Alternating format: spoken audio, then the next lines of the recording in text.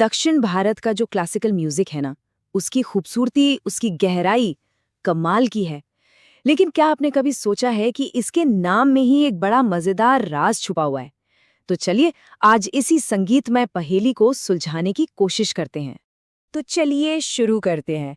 सबसे पहला और सबसे सीधा सवाल जो दिमाग में आता है वो यही है, क्या कर्नाटक संगीत का नाम सिर्फ इसलिए पड़ा क्योंकि ये कर्नाटक राज्य से आता है? अब सुनने में तो ये सवाल बड़ा सिंपल लगता है ना, पर यकीन मानिए इसका जवाब उतना सीधा है नहीं। और बस यहीं से मामला थोड़ा पेचीदा हो जाता है। एक तरफ तो ये कहा जाता है कि हाँ, इसका सीधा कनेक्शन है और नाम का मतलब ही है कर्नाटक का संगीत। वहीं दूसरी तरफ कुछ लोग कहते हैं कि नहीं जी, आज के कर्नाटक राज्य से इसका कोई लेना देना नहीं है। कर्नाटक का मतलब तो बस पारंपरिक या ट्रेडिशनल होता था। तो भाई सही क्या? तो इस पहेली को सुलझाने से पहले ये जरूरी है कि हम थोड़ा इस संगीत को ही समझ लें। आखिर ये है क्या? इसकी बनावट कैसी है? इसकी आत्मा क्या है? देखिए, मोटे तौर पर कर्नाटक संगीत दो पिलर्स पर खड़ा है। पहला है रागम, जो कि संगीत का मेलोडिक ढांचा है, मतलब सुरों का एक सेट।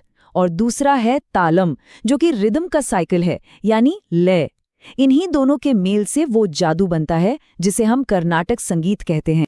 अच्छा, आज हम जिस तरह का कर्नाटक संगीत सुनते हैं उसे ये शक्ल देने में तीन बहुत बड़े मतलब लेजेंडरी कंपोजर्स का हाथ है।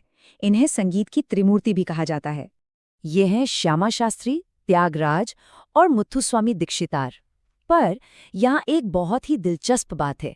इन तीनों ने अपनी कॉम्पोजिशंस तेलुगु और संस्कृत में बनाई, और तीनों का जन्म हुआ तमिलनाडु के एक ही शहर तिरुवरूर में।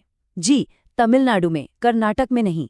अब बताइए, हमारा जो पहला सवाल था वो और भी गहरा हो गया ना? ठीक है, तो ये तो हो गई संगीत की टेक्निकलिटीज, पर इस संगीत का एक बहुत गहरा इमोशनल साइड भी है। चलिए अब उस एहसास को समझते हैं जिसे गान रस कहते हैं। गान रस मतलब वो प्योर फीलिंग है, वो आनंद है जो सिर्फ संगीत सुनने से मिलता है। इसके लिए शब्दों के मतलब को समझने की जरूरत नहीं है। ये तो बस संगीत की आत्मा है जो आर्टिस्ट सुनने वाले तक पहुंचाना चाहता है। पुराने संस्कृत ग्रंथों में इसे समझाने के लिए एक बड़ी खूबसूरत लाइन है, रस्यते आस्वाद्यते इति रसः। मतलब रस वो चीज है जिसे चखा जाता है, बिल्कुल वैसे ही जैसे किसी लजीज खाने को। ये एक महसूस करने वाली चीज है। तो सवाल ये है कि ये रस महसूस कैसे होता है? इसके कुछ लक्षण हैं, जैसे खुशी के आंसू आ जाना या फिर एक ऐसी फीलिंग होना जिसे आप शब्दों में बयां ही ना कर पाएं। कभी कभी ये मन में दबी हुई भावनाओं को पिघला देता है या फिर रोंगटे खड़े कर देता है और सुनने वाले को एक मेडिटेटिव स्टेट में ले जाता है। तो अब जब हम संगीत की गहराई को थोड़ा समझ चुके हैं, चलिए वापस अपने असली सवाल पर लौटते हैं। आखिर ये कर्नाटक नाम का चक्कर क्या है? देखिए, इतिहास में कर्नाटक शब्द का मतलब सिर्फ एक नहीं था। इसकी कई थियरीज हैं। एक कहती है कि ये कर्ण यानी कान और अट यानी बस जाने से बना है, मतलब वो संगीत जो कानों में बस जाए, जो मन को भा जाए। इसका एक मतलब विंध्य पहाड़ों के दक्षिण का पूरा इलाका भी था, और तो और विजयनगर साम्राज्य के पूरे राज को भी कर्नाटक कहा जाता था। ये टाइमलाइन देखिए, इससे पूरी कहानी साफ हो जाएगी। हुआ ये कि 13वीं सदी के आसपास भारतीय क्लासिकल म्यूजिक दो हिस्सों में बंट गया, एक नॉर्थ का, एक साउथ का। फिर 14वीं से 17वीं सदी के बीच जो ऐतिहासिक कर्नाटक का इलाका था, वहां के विद्वानों ने साउथ के संगीत पर बड़े जरूरी ग्रंथ लिखे। उसके बाद आए कर्नाटक के ही पुरंदरदास, जिन्होंने म्यूजिक सिखाने का वो सिस्टम बनाया जो आज तक यूज होता है। और आखिरकार 1904 में एक किताब ने उन्हें ऑफिशियली कर्नाटक संगीत पितामह यानी कर्नाटक संगीत का जनक कह दिया। तो मतलब साफ है, कर्नाटक संगीत नाम इसलिए नहीं है कि ये सिर्फ कर्नाटक राज्य का संगीत है, बल्कि ये एक तरह की श्रद्धांजलि है, एक सम्मान है। ये नाम शायद कर्नाटक के बाहर तंजावुर जैसे बड़े संगीत के सेंटर्स में उन महान विद्वानों और संगीतकारों के सम्मान में रखा गया जिन्होंने इस संगीत की नींव रखी थी। हाँ, और एक मजेदार बात, जो हम अंग्रेजी में कर्नाटक की स्पेलिंग देखते हैं ना, वो असल में ब्रिटिश दौर की एक गलती है। वो लोग इस शब्द का इस्तेमाल किसी और इलाके के लिए करते थे जिसका इस संगीत के जड़ों से कोई वास्ता नहीं था।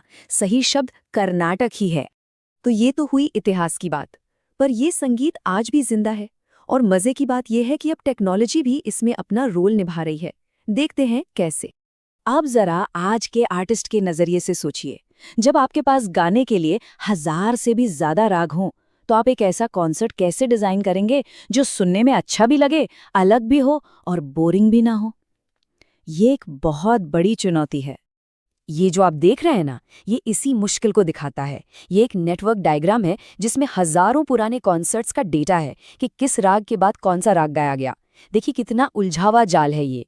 किसी इंसान के लिए इसे समझना लगभग नामुमकिन है। और यहीं पे आती है टेक्नोलॉजी। ये है रागम एआई, एक आर्टिफिशियल इंटेलिजेंस का फ्रेमवर्क। ये क्या करता है? ये मशीन लर्निंग के जरिए उन हजारों कॉन्सर्ट्स के पैटर्न को सीखता है और फिर आर्टिस्ट को एक ऐसी लिस्ट सजेस्ट करता है जो सुनने में नई और दिलचस्प हो। तो आखिर में ये हमें एक बहुत ही दिलचस्प सवाल के सामने लाकर खड़ा कर देता है।